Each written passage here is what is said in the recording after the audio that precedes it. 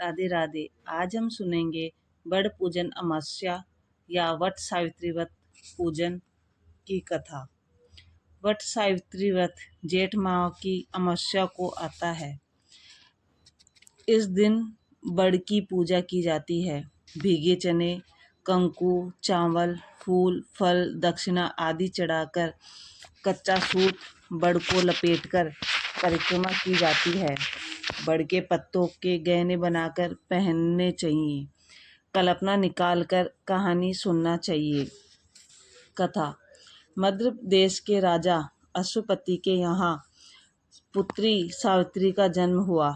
सावित्री ने सत्यवान की कीर्ति सुनकर मन से उसे अपना पति मान लिया। राजा ने भी हाँ भर दी। जब यह बात नारद जी को मालूम हुई तो वे राजा अश्वपति से जाकर बोले, राजन, सत्यवान गुण संपन्न व धर्मात्मा अवश्य है, लेकिन वह अल्पायु है। केवल 1 वर्ष बाद ही उसकी मृत्यु हो जाएगी। नारद जी की बात सुन राजा अश्वपति उदास हो गया। विचार करके सारी बात अपनी पुत्री सावित्री को कह सुनाई, पर सावित्री मानी नहीं। विवाह करवाना पड़ा। सावित्री ने नारद जी से सत्यवान की मृत्यु का समय मालूम कर लिया। सावित्री के सास ससुर नेत्रहीन थे।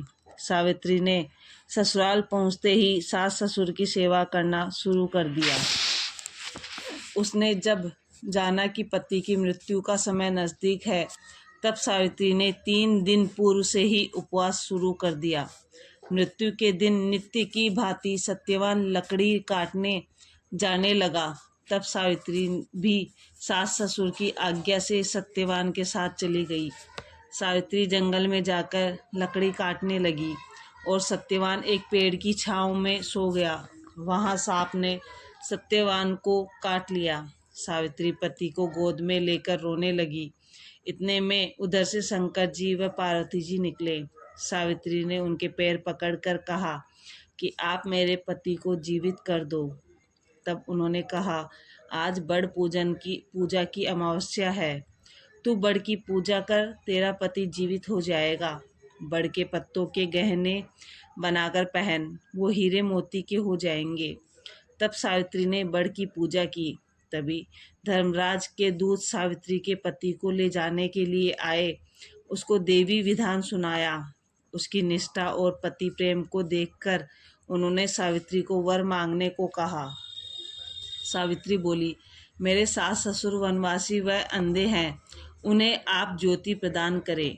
यमराज ने तथास्तु कहा और सावित्री से लौट जाने को कहा। यमराज की बात सुनकर सावित्री ने कहा, महाराज, जहाँ पति वहीं पत्नी कहते हुए पीछे पीछे चल दी। यह देखकर यमराज ने उसे और वर मांगने को कहा। सावित्री बोली, मेरे ससुर का राज्य छिन गया है, वह उन्हें पुनः प्राप्त हो।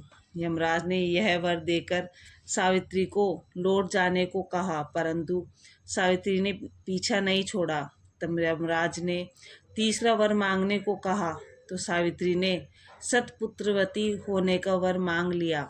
यमराज ने बोला, तथास्तु। सावित्री फिर भी पीछे पीछे चली तो यमराज बोले, अब क्या चाहती हो?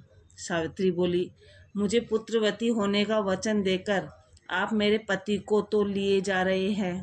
तब यमराज को अपनी भूल ज्ञात हुई तथा वचन रखने के लिए सत्यवान के प्राण वापस कर दिए। सावित्री उस बड़ के पेड़ के पास आई जहाँ उनके पति का मृत शरीर पड़ा था। उसमें जीवन का संचार हुआ। तब सत्यवान उठकर बैठ गया। घर आकर देखा तो माता पिता को भी दिव्य ज्योति वाला व राज वैभव युक्त पाया। इसके बाद सत्यवान सावित्री ने 100 पुत्रों के साथ चिरकाल तक अखंड सौभाग्य व राज्य सुख को प्राप्त किया। जिस तरह सावित्री को पुत्र सुख व अखंड सौभाग्य दिया भगवान, वैसा सभी को देना। राधे राधे।